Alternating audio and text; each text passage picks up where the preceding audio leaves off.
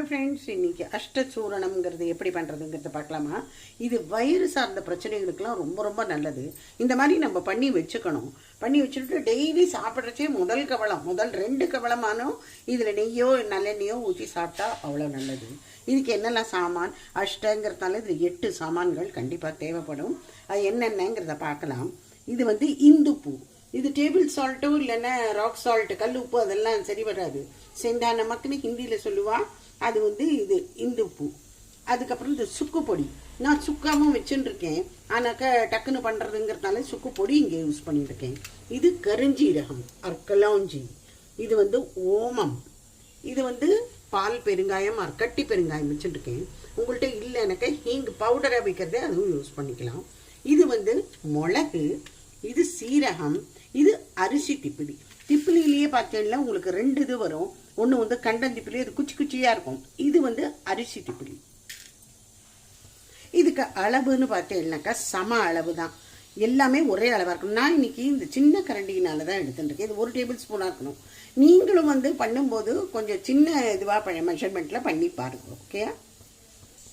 இப்போ ஒரு பேன் கேஸில் வச்சுக்கணும். இதை சிம்மில் வச்சுக்கணும். ரொம்ப மிதமான ஒரு இதில் தான், தீயில் தான் இதெல்லாம் வறுக்கணும். ரொம்ப காந்திடக்கூடாது. இது தீஞ்சு போன வாசனையெல்லாம் வரும். ப்ரௌனாக கருப்பாக வறுக்கக்கூடாது.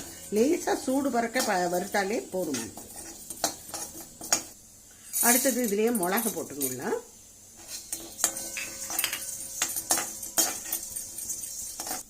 சுக்கு மிளகு போட்டோம். அடுத்தது ஓமம். இப்போ இதை எடுத்துக்கலாம். கலாஞ்சி. இதை லேசாக ஒரு பற்றினா போதும். அரிசி திப்பிலியும் ஆயிடுச்சு. உப்பு, இந்துப்பு. இது ஒரே 1 வருஷம் இப்படி பண்ணிட்டு எடுத்துக்கலாம். இது பெருங்காயம் புரிஞ்சுடுத்து. இப்போ கேஸ் ஆஃப் பண்ணிவிட்டு, இது சுக்கு பொடி.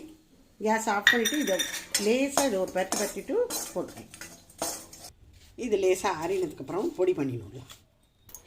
இப்போ மிக்சியில் போட்டு நம்ம இதை பொடி பண்ணிடலாம். இந்த பொடி பறிச்சா எடுத்து ஒரு ஜாடியிலையும் போட்டு வச்சுட்டேன். டெய்லி சாப்பிட்றச்சு முதல் சாதம் எடுத்துட்டு அதில் கொஞ்சமாக நெய் ஊற்றிக்கோங்க. இல்லை உங்களுக்கு எண்ணெய் தான் பிடிக்குங்க, அதுவும் ஊற்றிக்கலாம். கொஞ்சமாக இந்த பொடியை போட்டுக்கோங்க.